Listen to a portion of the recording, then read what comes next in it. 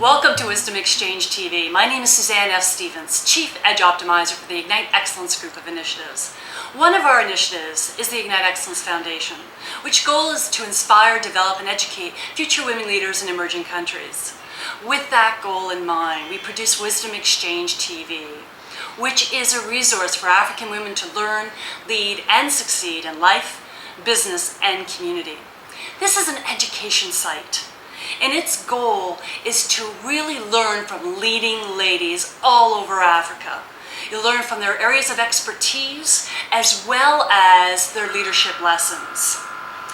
This is a forum for men and women to learn from the change agents of Africa in politics, business, education, and philanthropy. These are the women that are true change agents and trailblazers, pioneers, and leaders of many. We are in Dar es Salaam, Tanzania.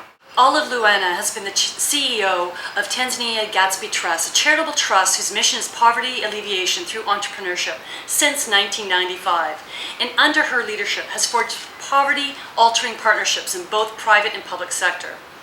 In 1999, nominee for the African Hunger Prize. In 1990, she was appointed by Pope John Paul II as a member of the Vatican Pontifical Council of Laity and was recently appointed by the President of the United Republic of Tanzania as a trustee to the Presidential Trust Fund, her third appointment. Among many awards she has won, 50th anniversary of Tanzania Independence Award for contribution to civil society and sector development. If you don't think you can't learn something from this woman, stay tuned. It is so nice to meet you, Olive. And thank you for having me. Really, when I read your resume, your CV, when do you sleep? Because the partnerships and the alliances and the changes and empowering of so many women, I look at resumes like yours and I say to myself, what have I been doing? When you believe in something, you will make time to realize that you live. So I make time. You know, and I want to talk to you about really some of the partnerships that you have established, because I know over the last 5 years you've spent a lot more time on aligning those partnerships. So I want to ask you a few questions in regards to that. First of all, what was the catalyst to establish those partnerships in the first place? You know, nobody succeeds alone. So my belief is that if you want to succeed, bring in as many partnerships with different expertise, motivations, bring in alliances where you can align your goals and mission together and forge your way forward. People think you are reinventing the wheel. There's no need to reinvent the wheel. Somewhere, somebody has an expertise. You just need to tap into that expertise, into what you're doing, and you move forward. I always look around, who else can we work together? Who else can we align and form alliances so that the goal I'm pursuing, I have people who can cheer me, I have people who can put in resources, I have organizations who can say, here is the path, if they've been there before, let's share experiences, let's share information, and in that so doing, you succeed. What happened that all of a sudden you said, okay, we really need to start forging more partnerships for Gatsby Trust? If you really want to make in entrepreneurship development, what we are doing actually is making the markets work for the SME to be supported.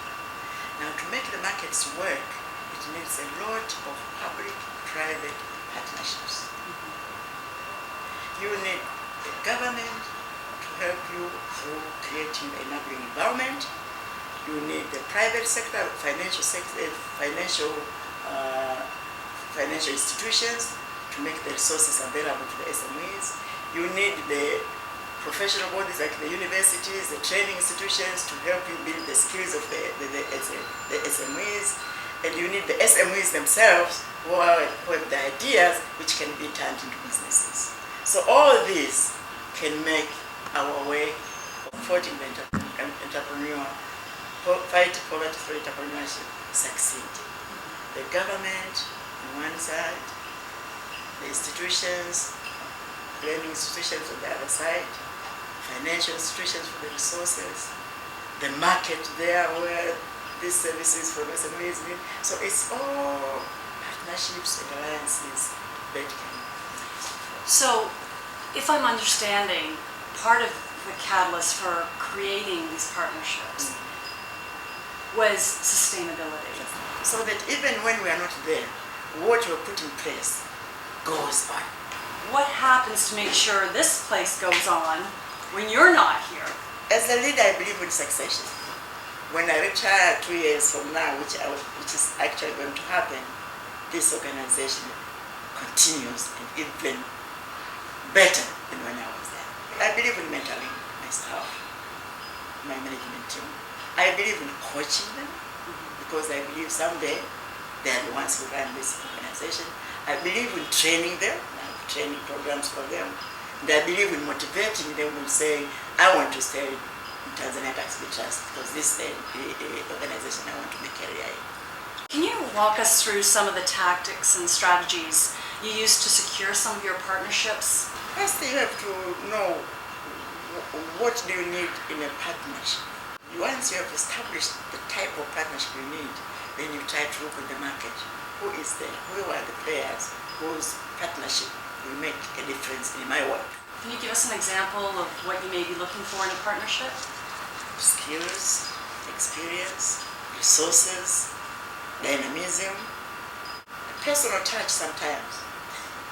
If you look at some of my partnerships, people we work together or went to school together. So there's also partnership. Looking back where the road you have traveled, who can really make a difference in your work? So it's all those combination of SMEs development. There are so many players. So you have to also look who are the players? Who can you align with? And sometimes also there's competition. You look at the competitors. What is it that they are offering which you are not offering? And how can you bring whatever they are good at to make yourself even better? So sometimes through competition you build alliances. Through similar activities you look into partnerships. You know, I often find with partnerships, as an entrepreneur myself, sometimes partnerships, they look like a good idea at the beginning, and everyone's excited about the partnership. But how do you actually make sure that partnership delivers on the expectation that you're all excited about? Do you have any tactics in that regard? In most of my partnerships, we have contracts or agreements regarding those partnerships. In those memorandum of understanding, if you may call them, you specifically say what you are expecting from that partnership, what am I putting in, and what do you expect that partnership to put in, and for how long. You must have a time frame sometimes. So that in an event you think this partnership is not delivering, you are able to say by this date we will be done, or there is a caveat which says if this is not happening, we say thank you to each other and move forward. And it has happened sometimes. You evaluate the partnership and say, this is not working. Can we sit on the round table and discuss? Can we sort this out? And sometimes you make a tough decision, say, this is the end of it. Just like in marriages, some say, it won't work, let's part ways. What do you do to nurture those partnerships? Open dialogue and sincerity in what you are partnering with, transparency, so that you really communicate and know what is happening, and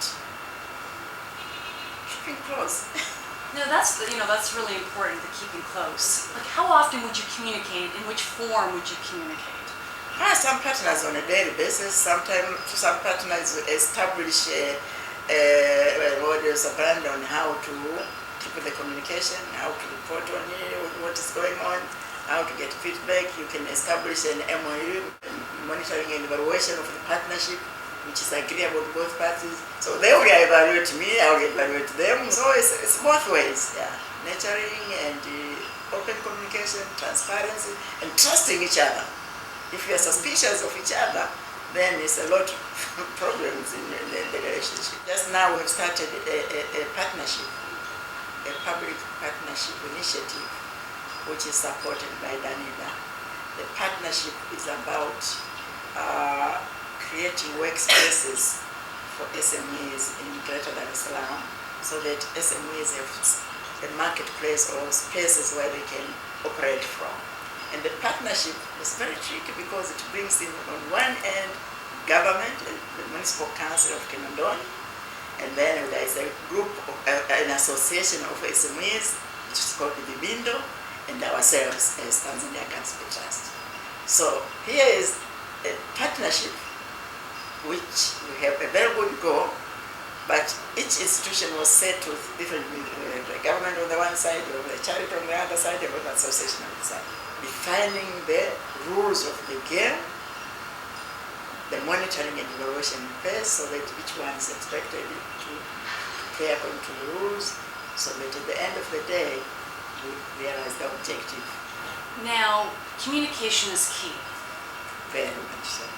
Is there some techniques that you can tell us that you use to communicate a successful partnership? So, and to maintain these partnerships? What we've done normally is steering committee of all the players, representatives, and to establish meetings, when we can meet, how often we can meet, so that at all times we keep the partnership alive through talking and so on. For example, I have my lead officer here. Each partner puts a lead officer who can always talk and exchange emails and so on, so that at least keep the activity going. And we also have open communication telephones and so on, and meetings, and visiting each other. And the reason I'm asking you that is one thing to communicate, and it's one thing to understand. They're very different things. I've read somewhere that you need to deal with a multitude of levels, from government to leaders in business, and then you're talking to a small business. Is there any communication strategies that you can share with us? How you communicate to maybe a government partner, then you turn and talk to a small business. They probably have different levels of experience, knowledge. Who are the people we are going to communicate? And they come in the level we have said. And in that strategy, we've also established what sort of information we will be communicating with this line, what sort of information we will be communicating with this line. So we have a clear objective what type of communication we need to give or to communicate with each of our partners and each of the levels that we are talking. When I'm talking to a funder, I'm talking about resources, I'm talking about my reporting, my accounting, and so on. When I'm talking to the politicians, I'm talking about politics, because the small guy here sometimes is affected by politics. Very big program. We are reaching to 350, last year, 350 farmers through contract farming, and it's highly politicized. So we have also sometimes to communicate and deal with politicians. I'm not a politician, but now I'm learning to be a politician so that I can respond to the issues of the politician. And sometimes it's about you also changing and adapting to these various situations, so that at one time you can be able to communicate with the politician, at one time you can be able to communicate with the fund and so on. And we have that communication strategy in place. Which is great that you have that strategy in place, and also the fact that you're saying that the message changes, but one thing almost sounds consistent. It's what's of interest to that particular person. Yeah, you have to know that. You have to know what their motives are, so that you can influence them. Now, you have said that you are a social entrepreneur leader. What does that mean to you, and how can other leaders implement such a strategy in leadership? I want to look at the person I'm dealing with. In my case, it's entrepreneurs. They're individuals with ideas. And I have the trust, Tanzania Gatsby Trust, which is, in a way, investing, not in the way a bank would invest in the company, but I'm investing in the potential of this interview, so that they can release their energy to the full potential of doing some business. So what I'm dealing with is a social investment to unleash the potentials of these entrepreneurs. Of course, I'm putting in money, I'm putting in resources, I'm putting in skills and so on. But at the end, it's the social change I expect this entrepreneur to make in the livelihood of himself, his family, and the thriving of the business as a base of a thriving private sector in Tanzania. How can we take that social entrepreneurship and apply it to corporations, do you think? How can they become more social entrepreneurs? I think they could, one is partnering with us who are doing the job to do the social change. And I believe so many can do that. Two, corporations are also doing what we call the corporate social responsibility. I've been a pioneer in this country of that. And I've been a pioneer in that. If you see my CV, we also established the Center for Philanthropy, UFADHILI, which is spearheading in the region corporate social responsibility of companies, so that from the profit they can also invest in the social welfare. Do you find companies, what kind of things are they doing for their corporate social responsibility? Now they would do things that would bring their image. Beauty contests, football. They are good, but very few would really touch the grassroots people, the people that you are trying to address, to make them their change, to make them change their livelihoods, change their health, change the way they are living, so that they can do better businesses and so on. So for me, I would say we still have a long way to go to make these corporations understand this. It's good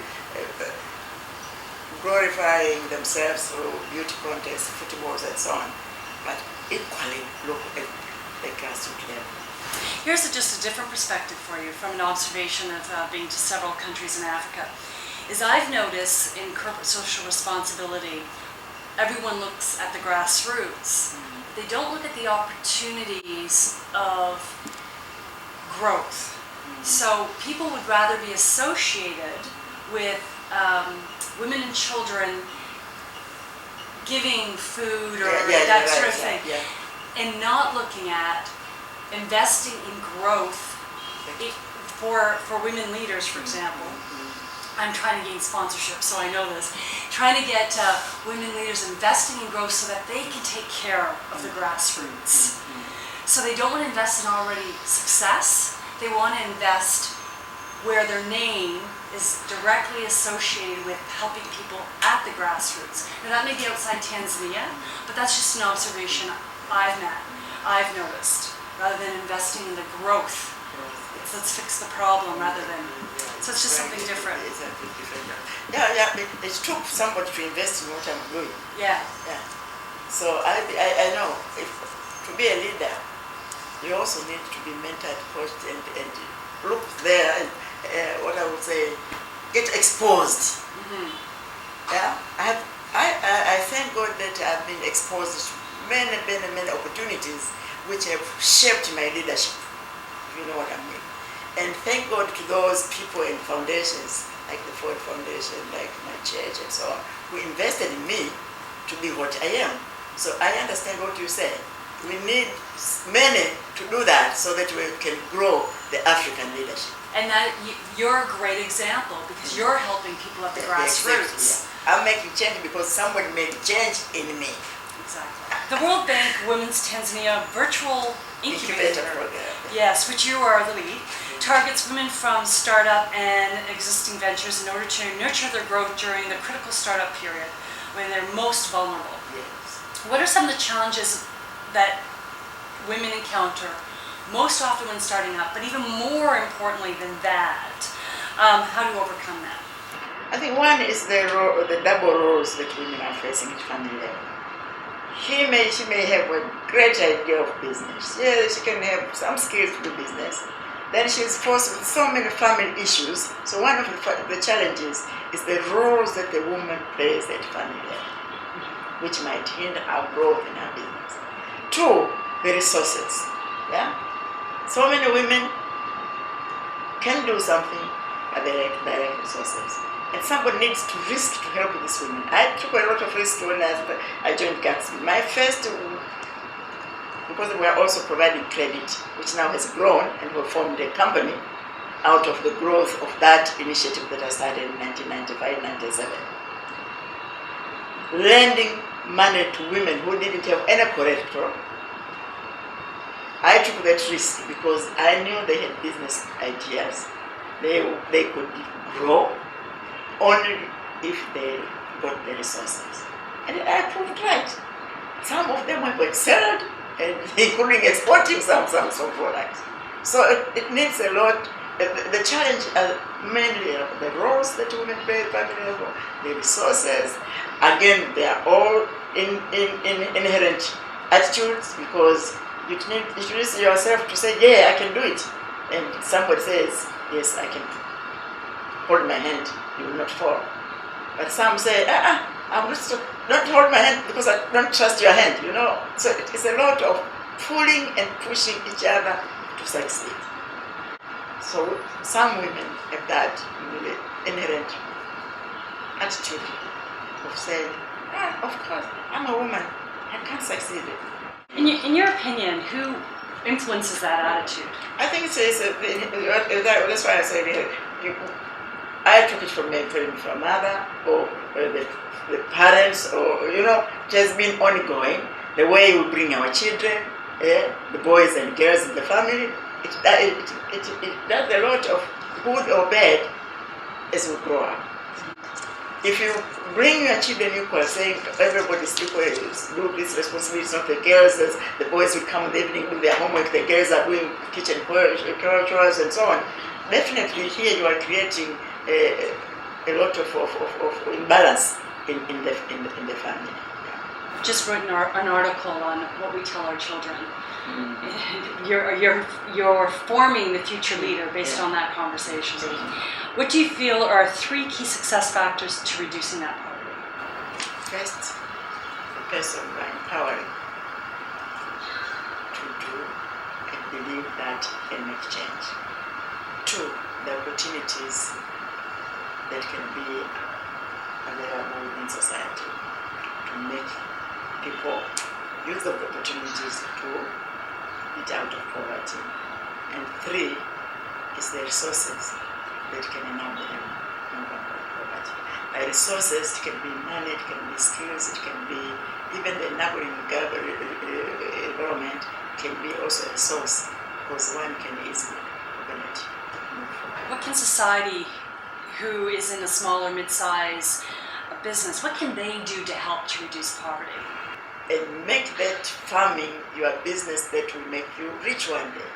You know, most of us have been talking to farmers. There's a video we made. I'm taking farming as business, not taking farming as something to eat and so on. If you have good farming, do it as a business. Just budget like anybody would budget. In order for me to do this farming as a business, what do I need? My family needs maybe 100 kgs a month of rice. So how much do I need for a year? You budget that. So how much fees do I need for children and so on? You budget. So in order for all this to be met, how much rice should I grow so that I can meet all this? Then you aim at growing that size of field to get that, or acre, that to get that kind of tonnage of rice, which will enable you eat, which will enable you sell, get the money you need to build a house, to do so. Most of our farmers need this education because they just go to the field in the morning. If you say, this year, how much do you need in the house? Nobody will tell you. Very few will tell you. So that education is very important. If you are doing farming, do it as a business. Budget your farming just like a business. Correct me if I'm wrong, but in a lot of the businesses that are more grassroots, like beading, textile type businesses, they may not be looking at it as making an income, making a profit, just sustainability. That's what we are doing in the program. We try to make a woman understand that not for today, you need to grow. And in order to grow, these are the factors which will lead you into growth. So tell me some of those factors. Persistency, budgeting, planning, aligning yourself, the marketing part of it, and the resources that you need, and where to get the opportunities, the linkages, all these things. Now, do you think Tanzanians, and this is a little bit of what I would call a sweeping statement, because of the background of Tanzania, are they embracing, being entrepreneur-like beyond sustainability to make a profit? It makes somebody like our program to educate people and to get to that level. And slowly, I've been in the entrepreneurship from 1995 and so on, and I've seen it happen. But we need to scale up. So what do you think multinationals can do to help eradicate poverty? Some multinationals, for example, who are dealing with buying the raw materials from us, pricing of whatever commodities that come from our side is the issue. I'm seeing it in the cotton. Pricing, and then somebody told me you need so much tonnage. Some years back, you could get a car with 1 ton of coffee. Now you need a lot of tonnage of coffee to get the same car. So there's a lot that the multinationals can do. Not only the prices, not only, I think, the trading systems, and then the resources that they can put into use, the opportunities. For example, the US put the AGOA in place to help us. But if you look into the implementation of AGOA, again, there are so many intricacies in that. So if we have countries opening up to business, to products without so many standardizations and so on, it's very important, but sometimes if you look at the ABCs for one to export, it's a lot of multiply. So if how we can, multinationals can ease the trading to make an affirmative action so that the small one can also compete but also get there rather than it is now. Moving on a little bit more personal in your success, what has been the most significant impact you feel you've made in your career today? I think when I look at the SMEs that I've worked with from the 17 years or so, and how much they've changed, how much they have succeeded, that makes me proud. That at least I took this lady from this level, now she's at this level, and I'm part of that growth which she's attained. I think it's very successful. Yeah. And I sleep with a smile on my face. Yeah, like the one you have right now. What was the most significant thing that happened for you or to you to achieve your career accomplishments? I think one was the family challenges. You know, you wake up in the morning, you are alone in the family, and you have children to support and so on. It makes you think twice how you are going to meet the family obligations and in life. Are you referring to your husband? Yes. Okay, yes, so you've been yes, widowed. Not only that, from the family level as well. Okay. Because I'm the firstborn in my family, with so many siblings. And I had to stand tall, say, if I want my family to have change, I have to make change in my siblings. So I went to school, I finished early, went into teaching some very brief moment to uplift them, and then went back and worked. And in between, I've been bringing one at a time and telling them that if I bring you up to this level, you need to prove somebody else. And my sisters and brothers know this. And if you go in our family, everybody has pulled 1 or 2 or 3, like I'm doing now with the orphans. And they are now succeeding. 3 of them have graduated. And I always tell them, you reach there, I helped you, help somebody reach where you are. It's very important. The challenges in life made me be where I am. Made me pull my socks and say, I have to stand firm, develop my career, so that doing so, I can be able to pull others. If there was one thing, either an attitude or a characteristic of yourself or a situation, that you can attribute your success to, what would that one thing be? I think I believe in myself. Yeah. I am confident, I believe in myself, and I don't believe, I keep on knocking people's doors. Even if they say it's closed, I knock until it opens. You've done several new initiatives. Have you ever done an initiative that did not work? Why didn't it work, and what would you do differently? When we started in Gatsby, one of the pioneering things we tried to do was to work with trying to bring the entrepreneurs to form associations. We had one in Mwanga, we had one in Zanzibar, we had one in Twara. And we supported them tremendously. They did a wonderful job. They were organizing training for themselves, trade fairs and so on. But what went wrong is that we didn't look beyond the leadership that was pioneering that at that level. These were democratic institutions, and they had their own constitutions, and they were making elections. And in the beginning, when every association was so successful, everybody started competing for leadership.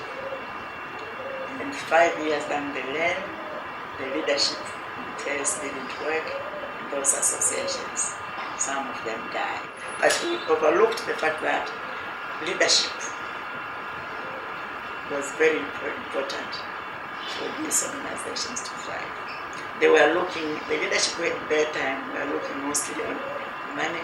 Yes, Gatsby, give us money, we can do this, we can do this. And when we wanted them to start being sustainable, leadership became a problem. So what would you do differently now? Allow, support associations which have grown themselves, not helping people to form associations.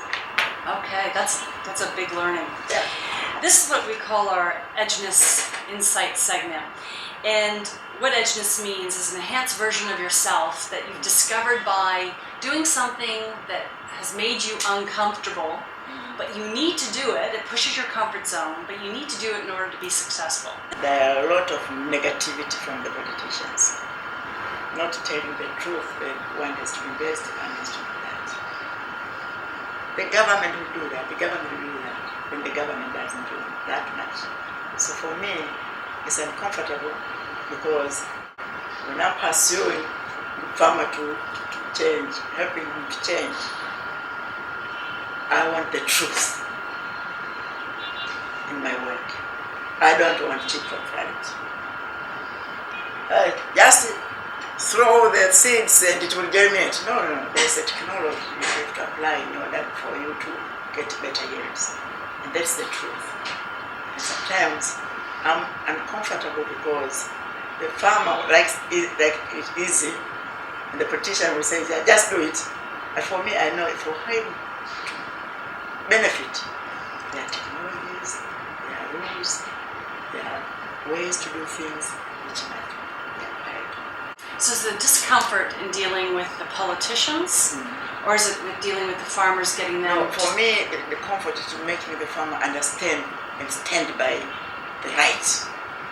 Staying on the right course, and Yes. staying with what you believe to be Yeah. true. Okay. If there was one thing you would do differently in pursuit of your success, what would that be? Put emphasis on not the handouts, but local resources. Because I've depended so much on our work depends a lot of, if you look into the funding and so on, external funding. So some years back I started building an endowment fund, which now we are investors. We had a target which has not been met. So my doing different is just saying, look inside more then outside. How do you define leadership? Being a role model, leadership is about bringing others together. Leadership is about making sure that even when you are not there, what you are doing will continue. Leadership is about perseverance despite challenges, and seeing challenges as an opportunity to do better. What are some leadership lessons that you would share? Sometimes as a leader you should be able to take risks and be accountable to them. Being able to plan so that you achieve your goals. Most leaders just run. You don't know your destination. You should plan your road, which road you will take, and what it takes to in that journey. And 3, open to other experiences, being open to learn, continuous learning, so that you can embrace changes, so that you can also change. You know, and that's a really good point, because no matter where you are in your career, you can still learn from others. That's one of the things I keep saying to people with Wisdom Exchange. We all can learn.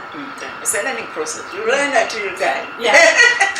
What's next for you? You said you're going to be retiring in a couple of years? Yes. I'll be retiring, but becoming more active. Yeah, I have that feeling. You know, currently I've been doing some small investments.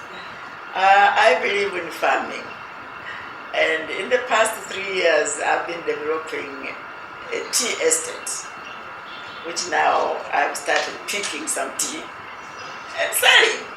So I'll be in the farming. Using the tools that you've been teaching so many others. I'm applying them as well, of course. Excellent. If there was one thing that you'd like to do that you haven't done yet, what would that be? I think I want to write a book on some of the few experiences that I've gone through. What words of wisdom would you give to her today, at 10 or 12? You are very important little girl with a lot of potentials. There are so many doors open for you out there. Just study hard, work hard, and the sky is the limit for you. What do you wish you were told at that age? What I've just said. I didn't have a parent who could tell me that do your homework, go to school, or do study hard, or you know. To them, But for me now, I have learned, I've seen what education, or the importance of education, the importance of hard work, the importance of aligning yourself to certain goals and so on. So I want my children and daughters. In looking back, would there be anything that you would change? I'm grateful for the life. I think I've lived my life to the fullest, but I still have to add more years to do more and more and more. But I'm grateful so far. So what words of wisdom would you like to share with African women? Believe in yourself. You are great. Nobody can beat what you have inside if you want to do things. And when you want to do something which is very important to your life, to your own development, you will be challenged, but stand firm and do it. Excellent. Thank you so much, Ola, for your insights. My name is Suzanne F Stevens, and I co-produce Wisdom Exchange TV alongside my husband, Michael K. Ginrick. And we're traveling through Africa, interviewing women leaders just like Olive. So if you know one, please, if she's a trailblazer, a pioneer, or leader of many, if you could send us an email at info@wisdomexchangetv.com. Again, join Suzanne F Stevens fan page. We'll be giving you updates of where we're going, along with several other projects that we are working on. And subscribe to Wisdom Exchange TV. I'd like to leave you with my words of wisdom, and I'm going to go on the back of believing in yourself. Having confidence in your vision. There's going to be a lot of people that will want to chip you down, but just remember, have the confidence in your vision and don't let anything stop you. The only thing that can stop you is actually you. Thanks for joining us.